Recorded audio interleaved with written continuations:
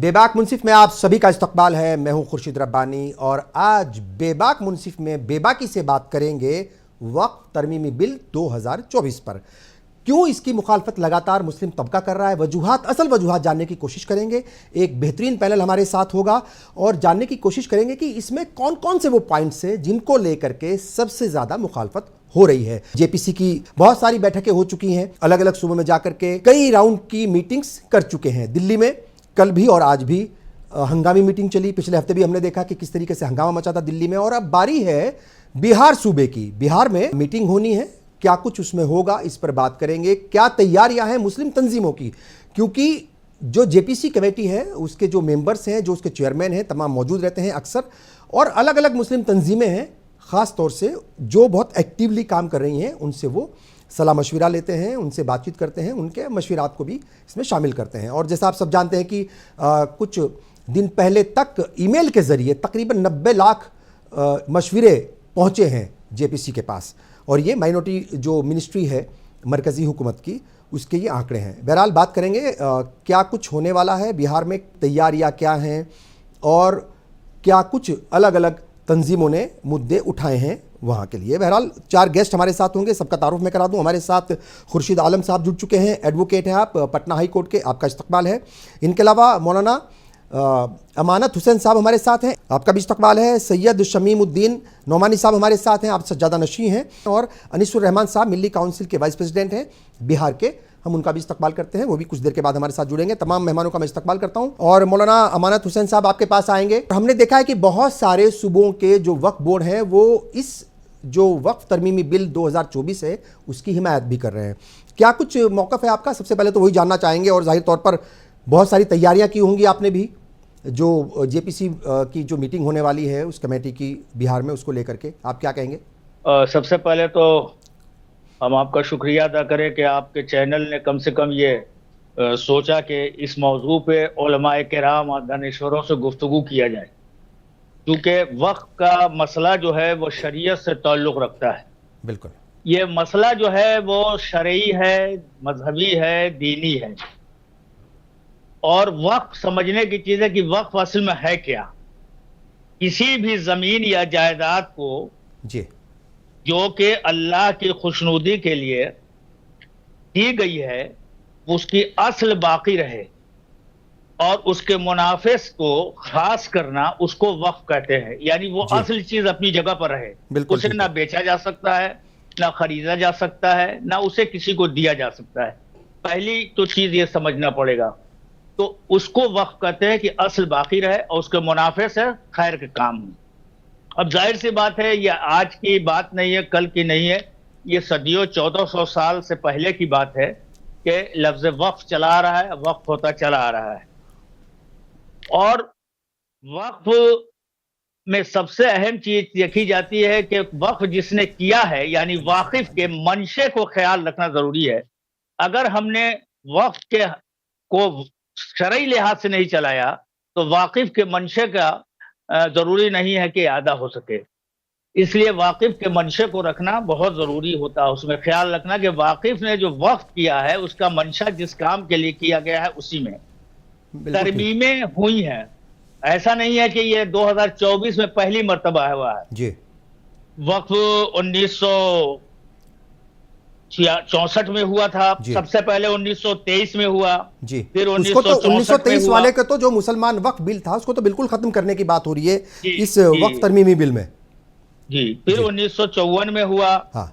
लेकिन 1995 का जो वक्फ एक्ट बना जी, तो हम लोग ये समझ सकते हैं कि ये वक्फ बहुत मजबूत और जामे बना, ये एक्ट जो बना 1995 का जी। और जो चीजें उसमें नजर आई हम लोगों को, हाँ, तो हुकूमत को नजर आई कि इसमें कुछ तरमीम की जरूरत है। तो 2013 में तरमीम करके मजीद जामे और मजबूत एक्ट बना दिया गया। बिल्कुल ठीक। अब इसके बाद से कोई जरूरत नहीं। 2024 में बज़ाहिर ये कहा जा रहा है जी कि हम वक्फ की तरमीम इसलिए करना चाहते हैं ताकि हम चाहते हैं कि वक्फ की जायदादें जो बर्बाद हो रही हैं या कब्जे में नहीं है, उसको हम वक्फ की जायदाद को वापस ले आए और इस तरह की यानी एक अच्छा जी। निजाम दिखाने की कोशिश किया जा रहा है। लेकिन जो अगर पहली चीज ये कि जो तरमीम उसमें दिया हुआ है अगर उसको हम गौर से देखें, पढ़ें, समझने की कोशिश करें तो हमें ऐसा लगता है कि ये वक्फ को मजबूत करने और अच्छा करने का नाम तो दिया जा रहा है लेकिन ऐसा है नहीं। अगर ये तरमीम जो 43 या 44 दिखाई जा रही है कि यह अगर बदल कर दिया जाए तो इससे वक्फ को बहुत मुनाफा होगा, ऐसा कुछ नहीं है। बल्कि आप गौर से देखिएगा तो उसमें और नुकसान नजर आ पसे पर्दा जी। गौर करने की जरूरत है, देखने की जरूरत है।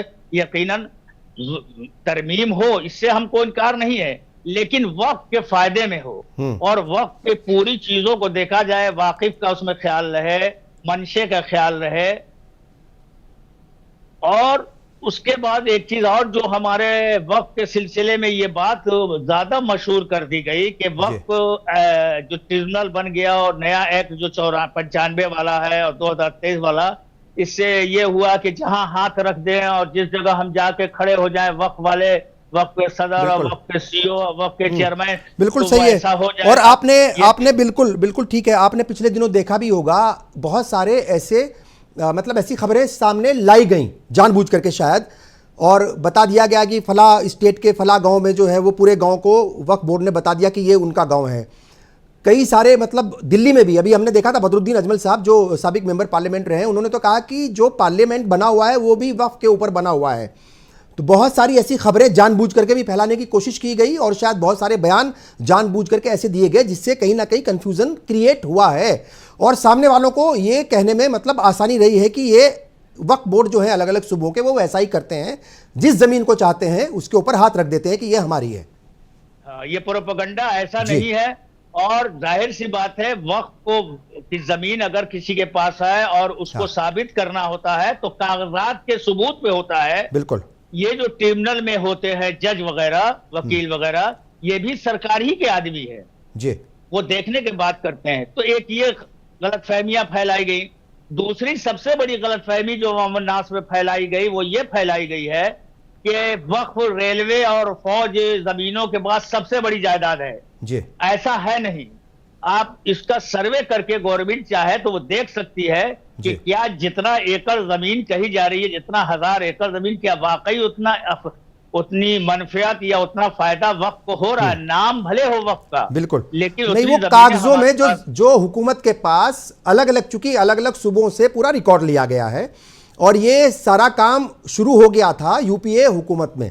ठीक है साहब, जब के रहमान खान साहब जो है वो माइनॉरिटी अफेयर्स मिनिस्ट्री के वजीर थे, तो उन्हीं के ज़माने में ये 2013 वाला जो अमेंडमेंट था वो हुआ और वहीं से ये तमाम शुरुआत हुई कि कैसे डिजिटली इसको एक जितने भी कागजात हैं वो एक प्लेटफॉर्म पर आ जाएं और एक क्लिक के साथ दिख जाए। तो जो हुकूमत के पास जो भी आंकड़े हैं उसके मुताबिक तीसरे नंबर पर है वक्फ बोर्ड, जिसके पास मतलब जायदाद ज़्यादा है तीसरे नंबर पर, रेलवे और डिफेंस के बाद, डिफेंस, रेलवे और फिर तीसरे नंबर पर वक्फ प्रॉपर्टीज़ है या वक्फ बोर्ड्स हैं। जी, मुशाहिदा किया जाए तो ऐसा है नहीं। हाँ, अब एक बात हम और ये कहना चाहेंगे, चूंकि वक्त बहुत कम रहता है, बातें पूरी कहनी है, कि अगर ये लगता है कि इसमें मजीद सुधार होना चाहिए और मजबूत जो है आइन को होना चाहिए, हाँ, तो तरमीम करने की जरूरत नहीं है, बल्कि इसमें इजाफा कर दिया जाए, दो चार चीजें और जोड़ दी जाए ताकि ये मजबूती से हो जाए। लेकिन ये तरमीम करना, ये वक्त से खिलवाड़ करना है। हाँ। मजीद जो है माहौल खराब होगा, अमन और सुकून खराब होगा।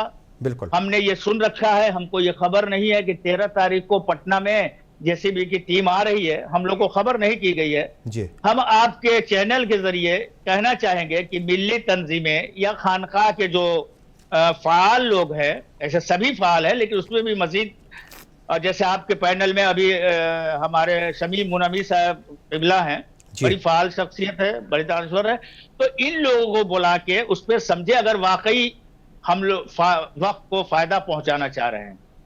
वरना ये जिन लोगों ने दिया है, जिन्होंने वक्त किया है, उनका मकसद कल चल के ये हो जाएगा। तरमीम देखिए 100 कम से कम अगर गौर से देखा जाए तो इसमें 103 जगहों पर तरमीम को रखा गया है। 103 जगहों पर हम ये कहेंगे कि इसमें नक्श है जिसको 44 कहा जा रहा है। तो हमें बिल्कुल बिल्कुल ठीक है। कि हुकूमत इस पे दोबारा गौर करे, सोचे। पर क्या उम्मीद है आपको कि हुकूमत ऐसा करेगी? क्योंकि लगातार हुकूमत की मंशा पर सवाल उठ रहे हैं कि जो वक्फ प्रॉपर्टीज हैं वक्फ बोर्ड्स के पास अभी जो हैं उनके ऊपर भी वो कब्जा करने की कोशिश करेगी, क्योंकि ऑलरेडी बहुत सारी ज़मीनें, बहुत सारी जायदाद जो है वो खुर्द-बुर्द हो चुकी हैं और इसमें कम्युनिटी के लोग भी पीछे नहीं है, ये भी सच्चाई है। और बहुत सारी वजूहात भी हो सकती हैं उसकी, कई प्रॉपर्टीज़ के कागजात नहीं हैं, वो भी एक वजह हो सकती है। मगर जो मंशा है हुकूमत की, सीधा सवाल उसके ऊपर उठ रहा है। और चूंकि कलेक्टर को सारी पावर दे दी जाएगी तो जो वक्फ बोर्ड का चेयरमैन होगा उस सूबे का, उसकी क्या हैसियत रह जाएगी, उसकी क्या वैल्यू रह जाएगी, उसके हाथ में क्या पावर रहेंगी? ऑलरेडी बहुत ज़्यादा पावर्स है नहीं उनके पास। तो कहीं ना कहीं मंशा जो है उसके ऊपर लगातार सवाल उठ रहे हैं। पहली बात तो ये कि जेपीसी जिस मकसद के लिए कायम की गई उस पर भी एक तवज्जो होनी चाहिए। आपके वजीर दाखिला बयान देते हैं कि हम बहुत जल्द वक्फ एक्ट को नाफिज कर देंगे। उनके इस बयान से पता चलता है कि वो जेपीसी को अहमियत ही नहीं देते हैं। उन्हें तो ये कहना चाहिए था कि हम जेपीसी की रिपोर्ट का इंतजार कर रहे हैं जी। उन्होंने ऐसा कहकर जेपीसी को बेमाना बना दिया है और जेपीसी को इस पर नोटिस लेना चाहिए कि देश का गृह मंत्री जेपीसी को किनारे करके कहता है कि हम वक्फ एक्ट को नाफिज करेंगे नए अमेंडमेंट। इससे जेपीसी की मर्यादा भंग हुई है जी। जेपीसी जब भी बनाई जाती है तो वो बड़ी ईमानदारी के साथ मसले को टैकल करती है, पॉजिटिव रुख भी सुनती है, निगेटिव रुख भी सुनती है और वो अपनी जिम्मेदारी को जानती है। वो पार्टी के प्रति जवाबदेह होने से ज्यादा देश के संविधान और न्याय के प्रति जवाबदेह होती है। हम उम्मीद करते हैं, आशा करते हैं कि ये जेपीसी भी बड़ी ईमानदारी के साथ संविधान के जरिए दी गई अपनी जिम्मेदारी को महसूस करेगी और उसका जवाब उसी तरह देगी जैसा कि संविधान उससे चाहता है। एक बात। दूसरी बात ये कि इस अमेंडमेंट की सबसे काबिल गौर बात यह है कि जब भी किसी एक्ट में अमेंडमेंट लाया जाता है तो उसके पहले सर्वे किया जाता है जी। लोगों के कमेंट्स जमा किए जाते हैं, लोगों की राय जानी जाती है। सर्वे इस बात का किया जाता है कि 1995 में जो एक्ट आया वो 1995 से 2024 के दरमियान कितना कामयाब रहा और कितना नाकामयाब रहा, उसकी रोशनी में अमेंडमेंट होगा।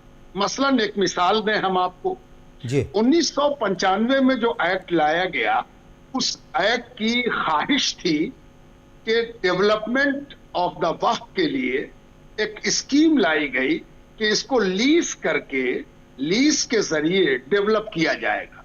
बिल्कुल। क्या सरकार ने ऐसा कोई सर्वे किया कि पूरे हिंदुस्तान में जितने वक्फ बोर्ड हैं उसने कितने लीज किए और लीज कितने कामयाब हुए? अगर लीज नहीं हुए या लीज जितना होना चाहिए था उतना नहीं हुआ तो लीज पर कोई सर्वे न हुआ और न अमेंडमेंट में लीज की कोई बात कही गई। इससे पता चल रहा है कि ये अमेंडमेंट ऊपर लाया गया है और इसका जमीनी सच्चाइयों से कोई रिश्ता और ताल्लुक नहीं है, बल्कि अमेंडमेंट में जो चीजें लाई गई वो शायद उनको फायदा पहुंचाने के लिए लाई गई जो वक्फ जायदाद को हड़प करने, माफिया बनने और वक्फ जायदाद के वजूद को खत्म करने की लालसा रखते हैं। उनकी तमन्ना को पूरा करने के लिए अमेंडमेंट लाया गया। मैं ऐसा बेबुनियाद नहीं कह रहा हूं। उसकी सबसे पहली बुनियाद ये है कि इस पूरे एक्ट में कम से कम 10 जगह ये कहा गया है कि वक्फ ट्रिब्यूनल का फैसला फाइनल नहीं होगा। ये बड़ी दिलचस्प बात है। सरकार ने जिस ट्रिब्यूनल को बनाया जिसमें सरकार के पदाधिकारी और सरकार के न्यायिक पदाधिकारी, जुडिशियल अफसर जिसमें फैसला लेते हैं, उस पर हमारी सरकार को विश्वास नहीं है। हैरत की बात है कि ये सरकार अदालत से घबराती क्यों है? इस सरकार को अदालत से एलर्जी क्यों है? जुडिशियल अफसर से एलर्जी क्यों है? ये बहुत इंपॉर्टेंट बात है कि इस पूरे अमेंडमेंट में 10 जगह ट्रिब्यूनल को कमजोर करने की बात मंशा और लाइनें जोड़ी गई हैं। इससे साफ पता चल रहा है कि ये अमेंडमेंट लाने वाले की नीयत जुडिशियल अफसर से घबराई हुई, जी, जबकि हम ये चाहते हैं कि ट्रिब्यूनल को और मजबूत किया जाए और उसमें जो सरकारी पदाधिकारी हैं उनको भी हटा दिया जाए, सिर्फ जुडिशियल अफसर रहे। जुडिशियल अफसर पर देश विश्वास करता है, वक्त के मुतवल्ली विश्वास करते हैं, वक्त बोर्ड विश्वास करता है, आम जनता विश्वास करती है। अफसोस की बात है कि सरकार विश्वास नहीं करती। तीसरी बात ये कि इस अमेंडमेंट में कलेक्टर साहब को बहुत सारे इख्तियार दिए। कलेक्टर निश्चित करेगा कि कौन वक्फ हो और कौन वक्फ नहीं हो। कलेक्टर सुनिश्चित करेगा कि सर्वे कैसे होगा और स्वयं सर्वे करेगा। ये हैरत की बात है कि कलेक्टर को इतने इख्तियार देना सरकार शायद इसलिए पसंद करती है कि कलेक्टर के मतलब होते हैं यस बॉस पर्सनालिटी, जो सरकार कहेगी वो कलेक्टर करेगा और जैसा सरकार चाहेगी, जैसा सरकार की तरफ से जो इशारा होगा वैसा कलेक्टर को करना पड़ेगा। दो चीजें थी, या तो कलेक्टर को दिया जाए या जुडिशियल अफसर को दिया जाए। बिल्कुल, इन्होंने जुडिशियल अफसर को किनारे किया, जुडिशियल सिस्टम को नकारा, जुडिशियल सिस्टम से अपनी घबराहट का इजहार किया और कलेक्टर यानी एडमिनिस्ट्रेशन को अपने लिए चूज किया। एक दिलचस्प बात और है जी कि कोई भी चेयरमैन सरकार की मंशा के विरुद्ध नहीं बन सकता, लेकिन इनको अपने चेयरमैन से ज्यादा अपने कलेक्टर पर भरोसा है और इसमें कंट्राडिक्शन भी है। एक तरफ ये चेयरमैन के मुकाबले में कलेक्टर को ज्यादा अहमियत दे रहे हैं, दूसरी तरफ इसी अमेंडमेंट में कह रहे हैं कि हमारे चेयरमैन को महाभियोग लगाकर भी हटाया नहीं जा सकता। जी बिल्कुल, इतना कंट्राडिक्टी है ये बात। जिस चेयरमैन को पावरलेस किया गया उसको महाभियोग लगाकर भी नहीं हटाने की बात कही गई। हैरत की बात है कि कंट्राडिक्टी चीजों से भरा हुआ ये अमेंडमेंट, इसको तो सिर्फ इसलिए नकार देना चाहिए कि ये ना तजुर्बेकार ना अहल लोगों का बनाया गया और पेश किया गया ये अमेंडमेंट बिल है, जो ना वक्त को जानते हैं, ना वक्त के मसाइल को जानते हैं, ना वक्त से दिलचस्पी रखते हैं। अच्छा, एक चीज और है शमीमुद्दीन साहब, एक चीज और है, हमने देखा है कि बहुत सारे सूबों के जो वक्फ बोर्ड हैं और जो उनके जिम्मेदारान हैं, चेयरमैन हैं, और बहुत सारे ऐसे चेयरमैन जो मतलब सीधा जिनका ताल्लुक बीजेपी से है। उत्तराखंड की बात कर लें, राजस्थान की बात कर लें, हरियाणा की बात कर लें, अब जितने चेयरमैन हैं सारे मुस्लिम हैं और वो हिमायत में आ रहे हैं, वो कह रहे हैं कि नहीं ठीक है ये बिल्कुल। दूसरी बात यह है कि हमने देखा कि बहुत सारी दरगाहों के सज्जादा नशीं, बहुत सारी तंजीमों के जिम्मेदार लोग, वो छोटी तंजीम बड़ी तंजीम हो सकती है, उसके ऊपर बहस हो सकती है, उसकी क्या वैल्यू है उसकी कम्युनिटी के अंदर, मगर बहुत सारी तंजीमों के लोग भी वो जो माइनॉरिटी अफेयर्स मिनिस्टर हैं उनसे मिल रहे हैं या जो मतलब जो है हुकूमत के लोगों से मिल रहे हैं और अपनी हिमायत का इजहार कर रहे हैं कि वो जो वक्त तरमीमी बिल 2024 है वो उसकी हिमायत करते हैं। आप इसको किस तरीके से देख रहे हैं? ये तो एक जमहूरी मुल्क है और हर आदमी को अपनी बात कहने का राइट है जी। और वो क्या सही समझता है गलत समझता है, मैं किसी पर कोई कमेंट नहीं करने जा रहा हूं। मैं ये कह रहा हूं कि राय मेरिट की बुनियाद पर सुनी जानी चाहिए, समझी जानी चाहिए। कौन किसको सपोर्ट कर रहा है और कौन किसके विरुद्ध जा रहा है, ये बातें तो जब फाइनल डिस्कशन में कोई सामने आए तभी बात समझ में आती है। जो लोग इसका फेवर कर रहे हैं उनका वक्त से क्या ताल्लुक है, उन्होंने कब वक्त को समझा है, वक्त के सिलसिले में उनकी क्या ड्यूटी रही है, ये भी एक बात देखने की है। जो आदमी वक्त एक्ट को सपोर्ट करने में आगे बढ़ रहा है उसको वक्त का क्या तजुर्बा है ये भी देखना चाहिए। दूसरी बात ये कि सपोर्ट करने के पीछे उसकी मंशा क्या है, क्या चीज कौन सी ऑब्जेक्टिविटी है जिसकी बुनियाद पर वो सपोर्ट कर रहा है, ये बात भी देखने की जरूरत है। बिल्कुल सपोर्ट करता है कर सकता है, इस देश में जमहूरियत है, कोई भी अपनी राय दे सकता है। बिल्कुल ठीक है। अच्छा खुर्शीद आलम साहब, मैं आपके पास आऊँगा, किस तरीके से आप देख रहे हैं, क्योंकि ये बड़ा सवाल है कि भाई सारी पावर्स आप कलेक्टर को दे देंगे और वहाँ पर जो चेयरमैन हैं या जो मेंबर्स हैं उनकी बहुत ज़्यादा वैल्यू नहीं रह जाएगी। एक बड़ा सवाल ये भी है कि दो गैर मुस्लिम मेंबर्स को शामिल करने का भी एक मंसूबा है इसके अंदर, या फिर एक तजवीज़ जो है वो पेश की गई है। इससे किस तरीके से इसको आप देख रहे हैं? फिर वही बात आएगी कि सरकार की मंशा पर तो सवाल उठ ही रहे हैं, फिर लोग ये भी सवाल करते हैं कि भाई जो अलग अलग मठों के जो बोर्ड बने हुए हैं, चाहे वो बहुत सारी श्राइन है, हिंदू श्राइन है, जहाँ पर मतलब जो बोर्ड बने हुए हैं उसमें कोई मुस्लिम होता नहीं है उनके बोर्ड में, तो फिर मुस्लिम वक्फ बोर्ड है उसके अंदर फिर गैर मुस्लिम क्यों, उसकी क्या ज़रूरत है?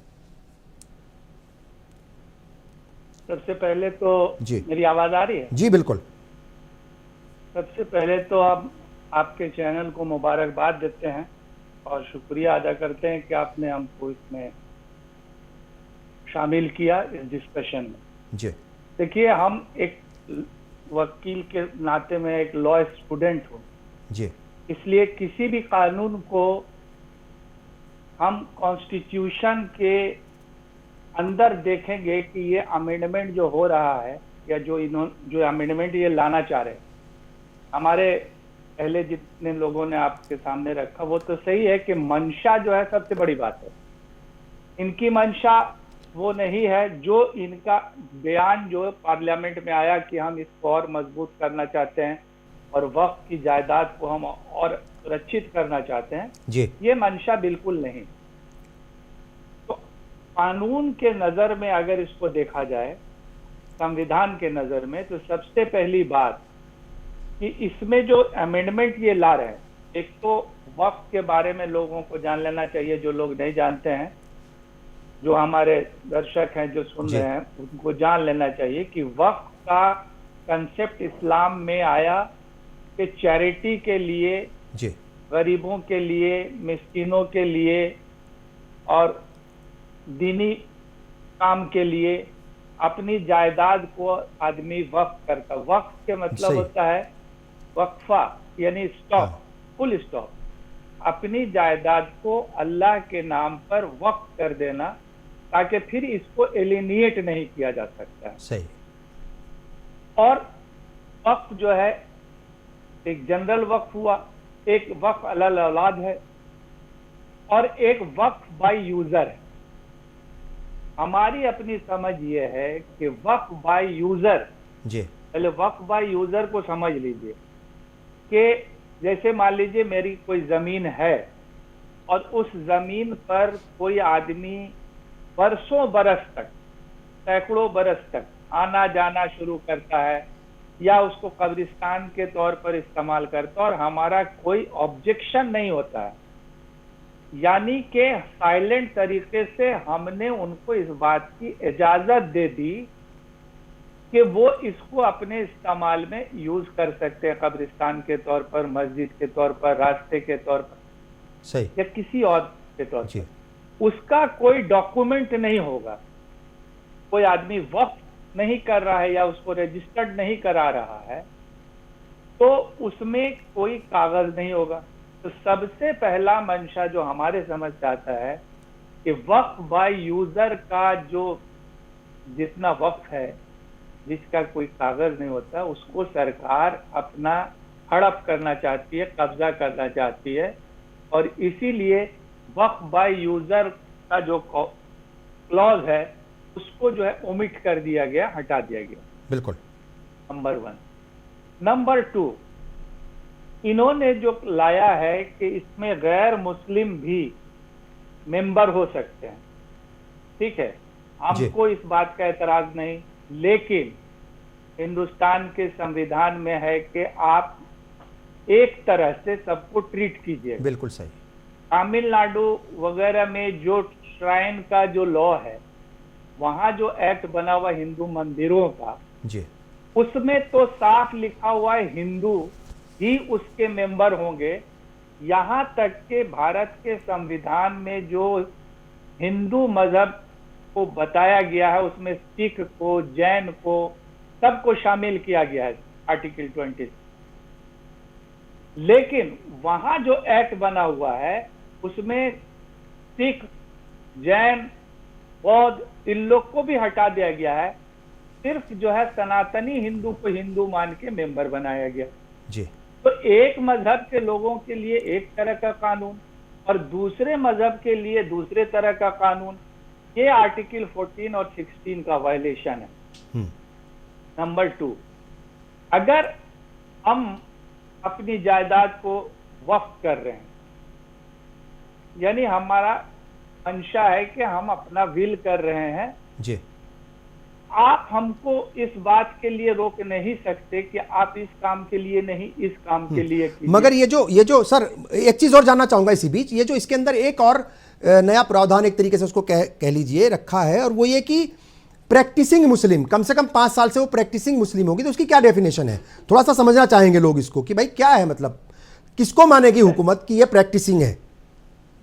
ये तो कंफ्यूज करने के लिए जी। इस तरह का वर्ड लाया गया है। हाँ। Practising, every Muslim is are practising Muslim. सही। मुसलमान जो भी हैं वो प्रैक्टिसिंग मुस्लिम है। ये सिर्फ मतलब भटकाव के लिए है। हाँ। और जो कानूनी पहलू इसमें जो हम लोग को देखना है, दूसरा है कि हिंदुस्तान में लगभग 78-79 तरह के ट्रिब्यूनल्स हैं। इनकम टैक्स के हैं, कैट के हैं, बहुत सारे ट्रिब्यूनल्स हैं हिंदुस्तान में काम करते हैं। बिल्कुल। सारे ट्रिब्यूनल का जो लॉ है वो कहता है कि जो ट्रिब्यूनल का ऑर्डर होगा वो फाइनल होगा। लेकिन अब वक्फ के मामले में, मुस्लिम वक्फ के मामले में, मुस्लिम वक्फ ट्रिब्यूनल के मामले में आप अमेंडमेंट ला रहे हैं कि इनका ऑर्डर जो है वो फाइनल नहीं होगा। तो इसके मतलब है कि आप लिटिगेशन को बढ़ाना चाहते हैं ताकि और लंबा चले, ताकि जो जायदादें दूसरे लोगों ने कब्जा कर रखा है उसको छुड़ा ना सके। तीसरी बात कि कानून में जूरिस्प्रूडेंस ये कहता है कि नो वन कैन बी ए जज ऑफ हिज ओन केस। कोई आदमी अपने मुकदमे का खुद जज नहीं बन सकता। इन्होंने ये लाया है अमेंडमेंट में कि अगर वक्फ के जायदाद को लेकर कोई डिस्प्यूट हो जाए कि ये वक्फ की जमीन है कि सरकार की जमीन है, तो डीएम जो है, डिस्ट्रिक्ट मजिस्ट्रेट, उसका फैसला करेंगे। हाँ। तो डिस्ट्रिक्ट मजिस्ट्रेट तो स्टेट है, सरकार है, तो वो सरकार ही अपने तरफ फैसला करेगी। सही, जाहिर सी बात है। और जबकि ये भी सच है, ये भी सच है, अभी आपसे पहले जो गेस्ट थे वो कह रहे थे कि भाई ये देखा गया है अक्सर कि जो भी हुकूमत होती है सूबे की, वो अपने लोगों को ही चेयरमैन बनाती है। अक्सर यही होता है, मतलब 100% के करीब मान लीजिए इसको, तो ये होता है। और इस वक्त अनीसुर रहमान साहब भी हमारे साथ जुड़ चुके हैं। आप वाइस प्रेसिडेंट हैं मिल्ली काउंसिल के, आपका इस्तकबाल है सर। और जाहिर तौर पर एक बड़ा मसला है इस वक्त मुल्क के मुसलमानों के लिए, और बार बार ये बात कही जाती है कि मरकज़ी हुकूमत जो भी कदम उठाती है मुसलमानों से जुड़े हुए मसलों को लेकर के, वो कहीं ना कहीं परेशानी का सबब बनते हैं पूरे तबके के लिए। अब वक्फ तरमीमी बिल 2024 लाया गया है, उसके ऊपर जेपीसी की तश्कील की गई और लगातार मीटिंग्स चल रही है। मेरा ख्याल के 5 से ज़्यादा सूबों के अंदर मीटिंग हो गई है। पिछले हफ्ते भी दिल्ली में मीटिंग हुई थी, कल और आज भी मीटिंग हुई है दिल्ली में। और बड़ा देखा जाए तो इन दोनों ही, पिछले हफ्ते भी और आज भी हंगामा हुआ बहुत ज़्यादा। और अपोजिशन के जो मेंबर्स हैं वो वॉकआउट भी कर गए। आज बहुत सारे मसले थे उनको लेकर के। 13 नवंबर को बिहार में होने वाली है। जाहिर तौर पर एक तो ये कि किस तरीके से आप देख रहे हैं, क्या कुछ तैयारियां तंजीमों की भी हैं, आप लोगों की भी है, और कैसे इस मतलब जो है आप मीटिंग को देख रहे हैं जो बिहार में होने वाली है, क्योंकि बड़ा अहम सूबा है बिहार। अगर मरकजी हुकूमत की बात करें इस वक्त हम, आंध्र प्रदेश और बिहार, ये 2 ऐसे सूबे हैं जहां से मरकजी हुकूमत ऐसा माना जा रहा है कि कंट्रोल हो सकती है, उसे किया जा सकता है। बिल्कुल आपका कहना सही है कि बिहार इस वक्त बहुत अहम पोजीशन में है, और हम इस बात को महसूस कर रहे हैं जी कि अगर बिहार की जो सरकार है, मुख्यमंत्री अगर इसमें अपनी सरकार की तरफ से हतमी राय दें कि फला जो मुसलमानों के लिए इसमें बिल में काबिले एतराज चीजें हैं उनको खत्म कर दिया जाए, तो मरकजी हुकूमत हमें उम्मीद है कि ऐसा करने पर मजबूर होगी। इसलिए वक्फ बिल पर जो जेपीसी की कमेटी बिहार में आ रही है, जी बहरहाल हम उसका इस्तेमाल करते हैं, और लेकिन हम ये चाहेंगे कि बिहार सरकार उस बारे में मुसलमानों की जो मौक़िफ़ है कि हम डीएम को इख्तियार किस तरह किस लिए देना चाहते हैं, इसको वो बिहार सरकार वाज़े करे। इसलिए कि जब जो ट्रिब्यूनल है वो इस काम को खुद देखता है तो उसके बदले डीएम को देना, जबकि डीएम हुकूमत ही का एक फर्ज है। और हमें लगता है कि बहुत सारी जायदादें जो मुल्क में हुकूमतों के जरिए वक्फ की कब्जा में हैं, उन कब्जा जात को हुकूमत के हक में फैसला करवाना है। मरकजी हुकूमत यही चाहती है, और इससे जाहिर है कि औकाफ की ज़मीनों की हिफाजत नहीं होगी, बल्कि इसमें जितने तरह की बातें की गई हैं कि लिमिटेशन वाली हद में किया गया है, जबकि पहले था कि जितने साल से भी कोई कब्जा करता है इसका कोई फर्क नहीं पड़ेगा। जिस तरह सरकार की जमीनों पर अगर कोई 50 साल से भी नाजायज कब्जा किए हुआ है जी तो सरकार जब चाहती है उस नाजायज कब्जे को खत्म करा सकती। बिल्कुल सही। लेकिन इस बिल में इसकी, जबकि 1995 वाले एक्ट में ये गुंजाइश थी कि फैसला चाहे 25 साल के बाद हो या 10 साल के बाद हो, अगर वक्फ की जमीन है तो जो भी काबिज है उसे छोड़ना पड़ेगा। तो हमें इसमें तो साफ नजर आ रहा है कि हुकूमत इस बिल के जरिए, मरकजी हुकूमत औकाफ की हिफाजत नहीं करने जा रही है, बल्कि औकाफ की लूट को बढ़ावा देना चाहती है। इसलिए हमारी राय बिल्कुल वाज़ेह है। हम हुकूमत से, खास तौर पर बिहार में जो मुख्यमंत्री हैं, उनसे वाज़ेह तौर पर ये चाहते हैं कि औकाफ में, बिहार में जो औकाफ है 1995 के बाद की, वो खुद देख लें। उनकी हुकूमत है तकरीबन 19-20 वर्षों से। इन 19 सालों में औकाफ की जमीनों की वापसी शुरू हुई है ट्रिब्यूनल के फैसले के बाद, न कि नाजायज कब्जा हो रहा है। औकाफ की तरक्की हुई है 1995 के एक्ट के बाद। तो बिहार तो खुद उसकी मिसाल है कि 1995 के एक्ट से औकाफ को कितना फायदा हुआ। इसलिए हम तो चाहेंगे कि बिहार सरकार अपने वक्फ बोर्ड से ये रिपोर्ट ले कि 1995 के एक्ट से कितना फायदा वक्फ को हुआ है, और उसके रोशनी में बिहार सरकार अपनी राय। बिल्कुल ठीक है। एक मेरा सवाल ये भी है, चूंकि अभी बात हो रही थी कि क्या इनविटेशन मिला है, क्या जानकारी दी गई है आप लोगों को, चूंकि हमने देखा है कि वो अलग अलग तंजीमों से भी, ये जेपीसी कमेटी के जो चेयरमैन हैं, जो मेंबर्स हैं, वो मुलाकात करते हैं, उनसे मशवरे लेते हैं। हालांकि ईमेल के ज़रिए जो है वो मशवरे लिए गए, और उसमें ये हुआ कि मुस्लिम तबका ईमेल के ज़रिए मशवरे दे रहा था, अपने मतलब लिख रहा था, जो इस भी ज़बान में लिख रहा होगा, अपनी इसकी मुखालफत में थे, वो उतर रहे थे। मगर देखा कि बहुत सारे गैर मुस्लिम भी वो ईमेल करने लग गए। तो एक तो ये कि क्या जो ईमेल गए हैं उनका असर क्या आप देखते हैं कि क्या वाकई असर होगा उनका? दूसरी बात ये कि आपको क्या मदऊ किया गया है, जानकारी दी गई है, और अगर दी गई है तो क्या तैयारियां हैं आपकी? देखिए, हमारी तैयारी तो बहुत पहले से है। हमने हमारी बिहार की मिली काउंसिल ने उस वक्त बिल का जायजा लेकर, पूरे दफात का जायजा लेकर मुस्तकिल एक किताब भी शाया की है जी, और उसका हमने उर्दू में भी किया है, हिंदी में भी, और हमने अपने एतराज़ात जो है तफसीली तौर पर वहाँ भेज भी दिए हैं जेपीसी को।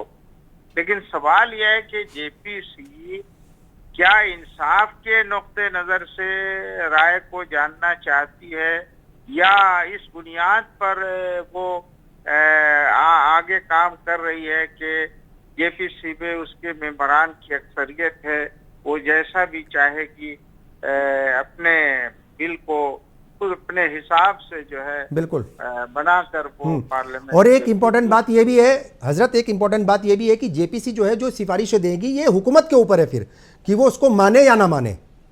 जाहिर है ये भी है जी, लेकिन हम जानते हैं कि अगर बिहार सरकार उसमें दबाव की बुनियाद पर काम करेगी तो इंसाफ मिलेगा और ये वक्त जो है बर्बाद होने से बच जाए, और ऐसी आपको उम्मीद भी है।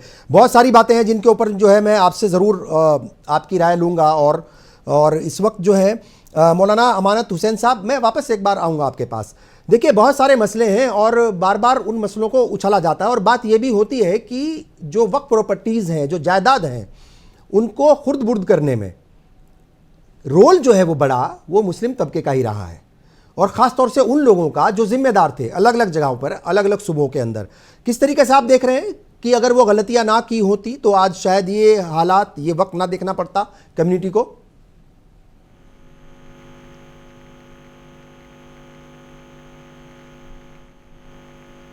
जी, आप प्लीज अनम्यूट कर दीजिए, आपका शायद म्यूट है सिस्टम। सॉरी जी, मैंने ये कहा कि वक्फ की हिफाजत के लिए जी, वक्फ बोर्ड अलग अलग नाम से इब्तदाई दौर से ही काम कर रहा है, यानी उसकी हिफाजत के लिए कोई ना कोई बिल्कुल कानून बनाया गया है। अब इसमें दो बातें आपने फरमाई कि एक ये कि जमीनें बर्बाद हुई, जी, दूसरी बात ये कि जिम्मेदारों ने किया। तो सवाल ये पैदा होता है कि अगर जमीन को जिम्मेदारों ने बर्बाद किया तो हुकूमत ने उन जिम्मेदारों पे एक्शन क्यों नहीं लिया? इसलिए कि वो जो जिम्मेदार शुरू से रखे जाते हैं और आज भी यही सिलसिला जारी है, जबकि वो जानते हैं कि जिस कौमों, भाई मुसलमानों की चीज है, तो उन शख्सियतों के बारे में हुकूमत अच्छी तरह जानती है कि कौन बेहतर से बेहतर अपना काम अंजाम दे सकता है, नेकी से, ईमानदारी से और फालियत के साथ। बिल्कुल। तो हुकूमत पर ये बहरहाल कहीं ना कहीं से हम इल्जाम नहीं लगा रहे हैं, लेकिन कहीं ना कहीं से हुकूमत के ऊपर ये बात आती जरूर है कि उन्हें जो जिम्मेदार बनाया जा रहा है जिन लोगों को, उसके बारे में ये बात क्लियर कि वो कैसे हैं। इसलिए कि वही घर के अफराद बेहतर होते हैं जिस घर का मालिक जो होता है वो अच्छा हुआ करता है। सही। तो अगर वक्त की जमीनें बर्बाद हुई हैं और वक्त बोर्ड की तरफ से हुई हैं, तो इसका मतलब कि गैर जिम्मेदार लोगों को जिम्मेदार बना दिया गया।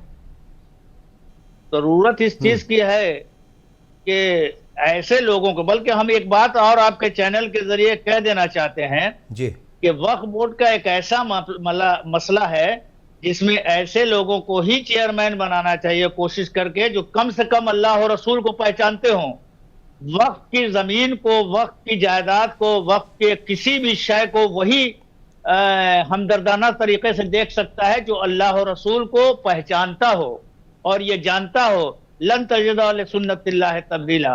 कुछ भी हो जाए कानून, लेकिन हम अल्लाह की सुन्नत में तब्दीली नहीं कर सकते। बिल्कुल ठीक है। सैयद शमीउद्दीन साहब, आप क्या कहेंगे?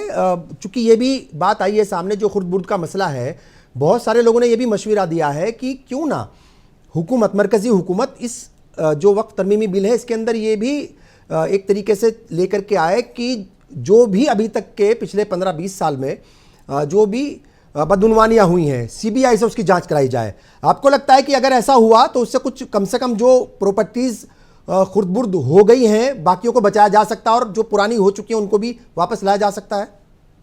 मैं बिल्कुल अलग बात आपसे कह रहा हूँ जी। पहली बात ये कि दो वजह है बर्बादी की। जी।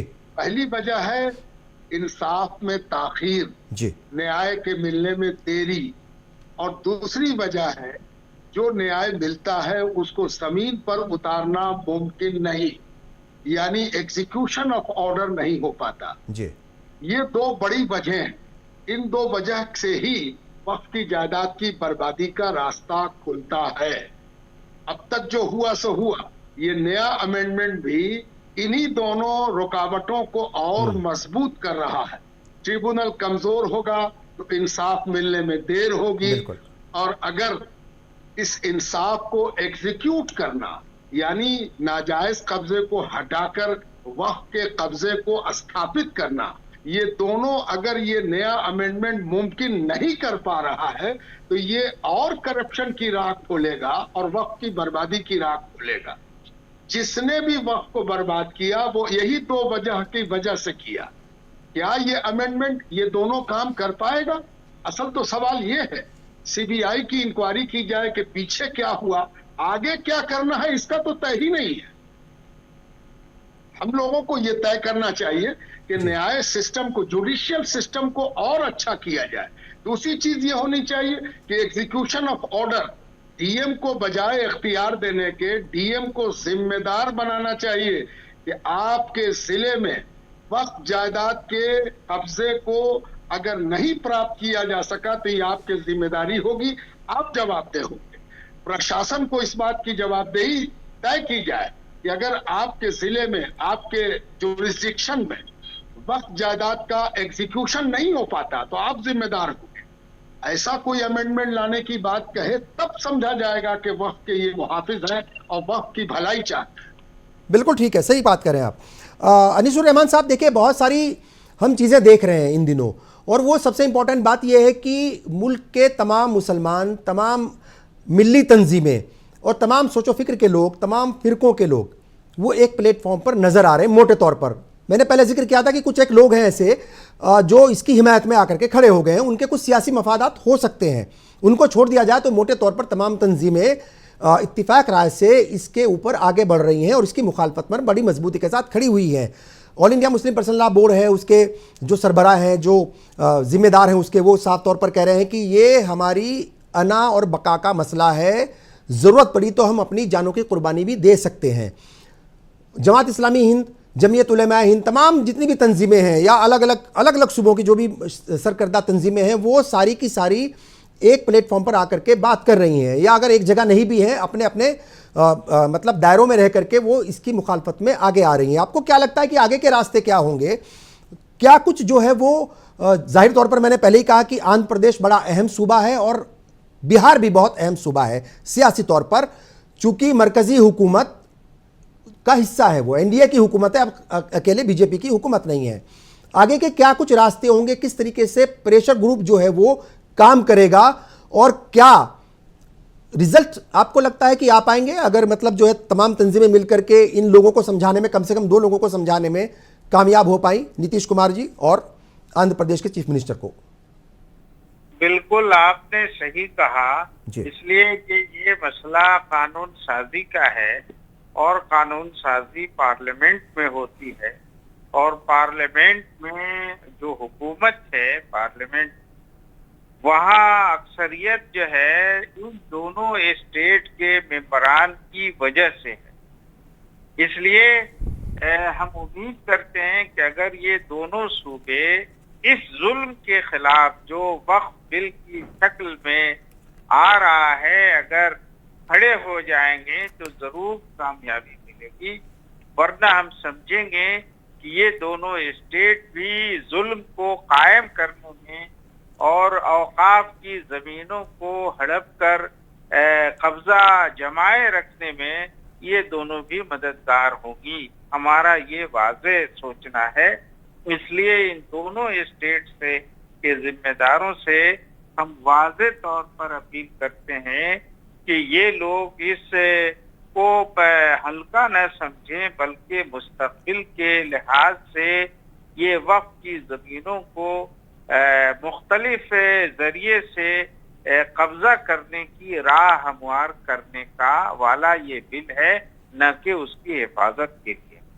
बिल्कुल ठीक है। खुर्शीद आलम साहब, देखिए कानूनी पहलू आपने इसके समझाए और किस तरीके से मुस्लिम तबके को आप जो है वो जाहिर तौर पर ख़ास तौर से चूंकि अब बिहार में वो बैठक होने वाली है, वो इक़दामात उठाने की सलाह देंगे कि मोटे तौर पर ये कदम फौरी तौर पर उठा लेने चाहिए वक्त रहते?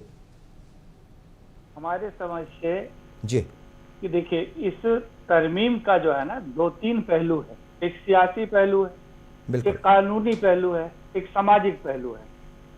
अभी अनीसुर रहमान साहब बता रहे थे ना आपको कि इसमें लिमिटेशन खत्म किया गया। जो भी आदमी वक्फ करता है वो पब्लिक के लिए, आवाम के फलाह के बहबूद के लिए करता है, अवामी काम के लिए। तो जो सरकार की जमीन के लिए, जो पब्लिक लैंड के लिए जो लॉ होगा, वही वक्फ के लिए भी लिमिटेशन होना चाहिए। लेकिन उसको जो है एडवर्स पोजीशन का जो लिमिटेशन है उसको खत्म कर दिया इन्होंने कानून से। तो इससे जो वक्फ की जमीन को लोगों ने कब्जा कर रखा है उसको जो है तकवियत मिलेगी और उसको जो है कानूनी हक मिल जाएगा। दूसरी बात कि कहाँ तक कानून का सवाल है, तो वो हमने आपको बताया कि ये हिंदुस्तान के संविधान के बिल्कुल खिलाफ है, क्योंकि ये डिस्क्रिमिनेटरी है और मुसलमानों को जो अपना कानून, अपना मजहब को अपने तरह से मानने का, चलाने का जो तरीका है उसमें इंटरफेरेंस करना, ये सेक्शन आर्टिकल 25 का जो है इंटरफेरेंस होगा, उसका वायलेशन है। दूसरी बात जो अभी हो रहा था कि वक्फ की जायदाद बहुत खुर्द-बुर्द हो गई, ये हो गई, वो हो गई, इसमें कोई शक नहीं, खुर्द-बुर्द हुई है, वो एक अलग मसला है जी। अभी हम लोगों को ये करना चाहिए कि इस पे बैठ के, देखिए कानून बनाने का अभी तो सरकार रेफरेंडम टाइप से कर दे रही है, आप भी बताइए, आप भी बताइए, आप भी बताइए। बिल्कुल। कानून साजी रेफरेंडम से नहीं होता है। रेफरेंडम में तो जाहिर सी बात है जिसकी आबादी ज्यादा है, गैर मुस्लिमों की आबादी ज्यादा है, तो इस बिल के हक में। और एक चीज और खुर्शीद साहब, बिल्कुल आपकी बात सही है। एक चीज और, ये जो, हाँ मैं एक छोटा सा और सवाल जानना चाहता हूं, क्योंकि लोगों के जहन में ये बात है कि भाई आप उनसे मशविरा मांगो जिनसे जुड़ा हुआ मसला है, आप सामने वालों से, दूसरों से मशविरा क्यों मांग रहे हो? हम और ऐड करना चाहते जी। हमारा कहना है कि कानून साजी कीजिएगा तो जिसका मसला है उसको, अब जैसे हम इसमें आप किसी लेमैन मुसलमान से आप मशवरा लेंगे तो नहीं होगा। लेकिन मुनीमी साहब के ऐसे लोग और हमारे और लोग जो इस्लाम को समझते हैं, वक्फ को समझते हैं, कानून को समझते हैं, या जो मुस्लिम लॉयर्स हैं या गैर मुस्लिम लॉयर्स भी हैं जो वक्फ की एक्ट को समझते हैं, कानून को समझते हैं, तो लेजिस्लेशन का तरीका यह है कि जो लीगल एक्सपर्ट हैं उनकी टीम बनाकर आप देखिए कि इसको और कैसे मजबूत किया जा सकता है, ताकि इसको रेफरेंडम करके जी। जेपीसी भी जो बनाया है, जेपीसी में क्या है, मेजोरिटी जो है बीजेपी के मेंबरान का है। सही।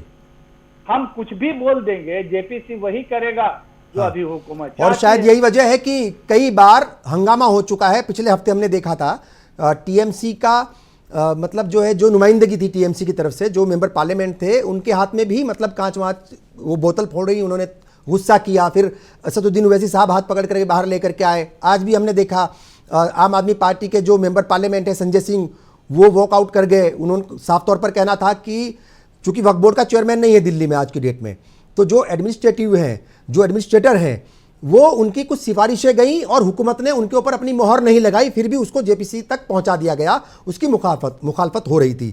तो सियासत भी इसके ऊपर लगातार चल रही है, हंगामा भी लगातार हो रहा है, ही चल रही है जी।